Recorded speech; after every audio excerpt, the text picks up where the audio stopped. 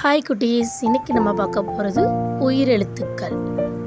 அ அணில், அம்மா, அன்னம், அப்பா. ஆ ஆடு, ஆறு, ஆமை, ஆப்பிள். ஈ இசை, இலை, இரண்டு. ஈ ஈட்டி, ஈ ஈரம். உ உதடு, உணவு, உலகம், உடல். ஊஞ்சல், ஊதா, ஊசி. ஏ எலி, எலும்பு, எறும்பு.